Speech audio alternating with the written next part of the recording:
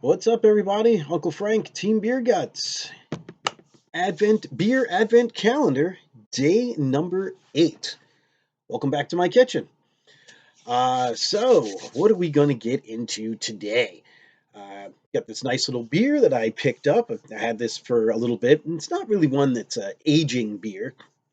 You could, but this is a beer that, even though for its strength, I find that they're better when they're fresh. And when you get them fresh, like from the store, they're tastier, they're brighter. The flavors aren't melding together and turning into something else. Barley wines are great fresh and will move into something else. Imperial stouts will kind of do the same thing. There are certain styles that are strong; they'll fade out and not be as good as they're aged. Triple IPA, for example, double IPA, and things like that. Um, But what I'm looking at is this one where it's just going to kind of stay the same and then maybe fall off a little bit. At least when I've had them and they're older, I don't feel as if it changes or gets better with time. So this is one that's like, oh, all right, well, I'm going to have this whenever they come about. And this is a type of beer that I like to have, let's call in these cooler months and lasting until the spring. And that's Doppelbach. Doppelbach or double Bach is going to be a Bach of a bigger strength, double or doppel in this case. And they can range anywhere between 7 and 10%. Going to be usually a little bit darker in color. There are some that are slightly lighter in color, but they're going to be missing some of the notes, in my opinion, that you're looking for traditionally on this style. Where you're going to want some of that slight raisiny plum if you're looking for fruitiness, but malt is going to be the dominant factor. Hops are there. I'm not even going to say to balance. Malt is what we're looking for in this particular beer. Um, Glassware on this, and I'm really surprised because as I went to sit down to do this beer, that I don't have a Doppelbach glass, considering the Doppelbach is actually one of my favorite styles. I'm like, wow. So, give you a quick idea. So what we're looking at is a footed glass that's going to have this slight taper to it. This, however, is not a Doppelbach glass. It's smaller in size. It's hard to tell next to my big head, I guess. This one's more for a Kolsch. Normally, I'll have the Kolsch glass might be a Stange, looks like strange, but without the R. That could come straight down without the footed, and this would be flat, or it could be footed. Well, the Stange is not; it comes straight down. This one I find to be good, like a good Kolsch glass, though. But you're looking for something that's stemmed and kind of coming up a little bit. I have this other glass here, footed again, coming up, maybe a little bit of a flare, and the flare is not typical for this style of proper glassware for this beer. And this is a wine glass, so you can tell because it's all like, well, super fancy. So I don't have a proper glass for this. What I'd be looking for is something that's got this kind of shape to it, kind of coming up a little bit, but with feet. So if I could meld them together, it might look like this. That looks terrible, right? So I don't have a glass. You don't have to have proper glassware. It is just kind of fun if you're a beer geek like I am. So I am just going to use this pint glass from. This is a ride called Pedal. It's not upside down. There we go. That's Pedal to Pints, and this is a great fun ride. So if you are in the southern New England area, this ride is held in Massachusetts, and it is a bike ride. They have different lengths. I think there's a 30, a 50, and a 100-mile option. There might even be like a 10. I'm not positive. And it starts out in Western Mass or central to Western Massachusetts and rides up and around in that area. And it starts and ends at a brewery, and they have a big lunch and everything at the end, which is a good time. And what's pretty cool is all the rest stops are at different breweries around the area. And what they'll do is you can buy a beer. And so you don't have to hoof it all in your backpack. They actually have a sweep wagon that will come and pick up what you've purchased. So you're like, oh, I'll have a little taster of this. Not too much because you're riding 50 miles or whatever. And you're like, I really like that one. Oh, and have some chips and whatever else you're kind of picking along at. And then you get an order. They put it in a brown bag. They put your name on it. They pick it up with the sweep wagon. And when you get to the end, there it is, sitting, waiting for you. Unless you're really fast and you finish before the sweep. And all that beer's waiting for you. It's a great event. It's a lot of fun. You get to ride with other brewers, And so you're talking about beer, you're talking about the stuff that you like.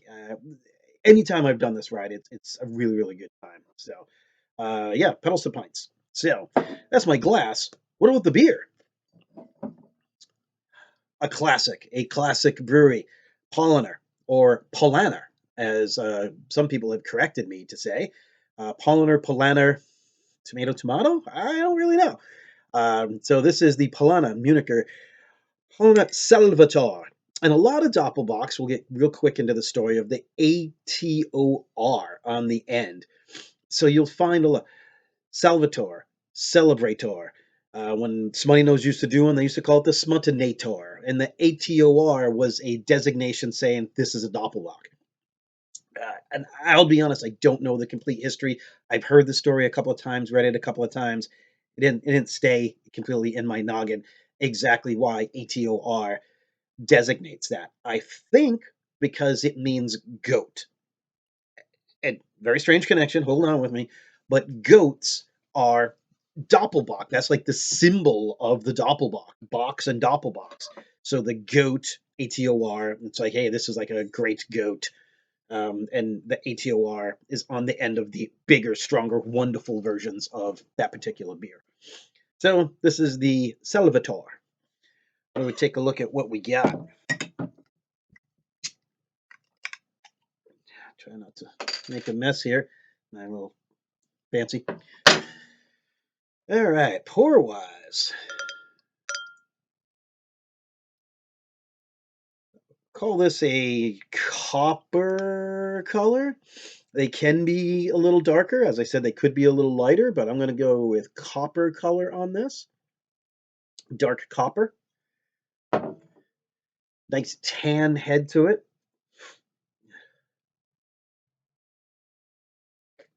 Ooh, grainy, biscuity bread. Definitely malt forward. Not hoppy. Not hoppy at all.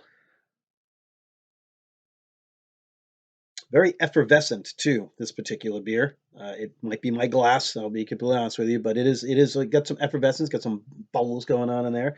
But that's allowing the aroma to break out.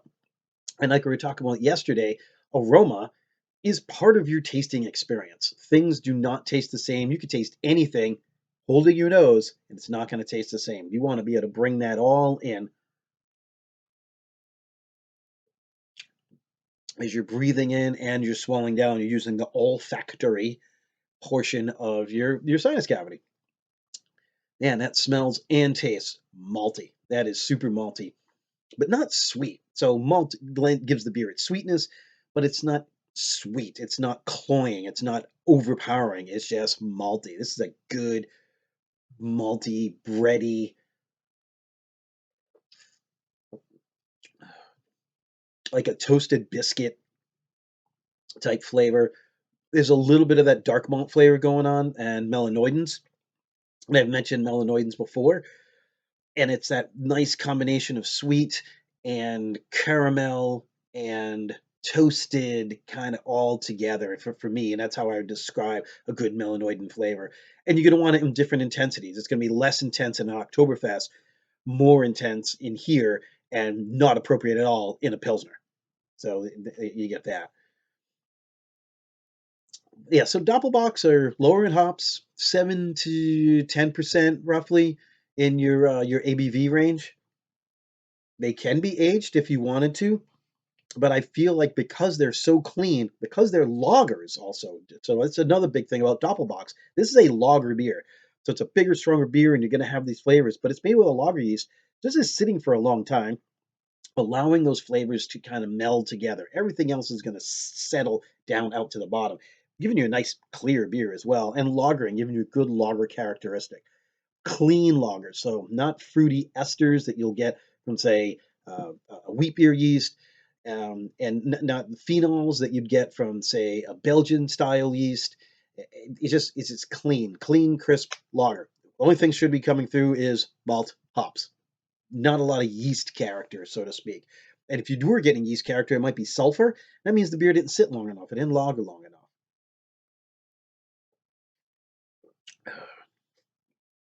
This is just such an enjoyable style, and I really like having it around the holidays.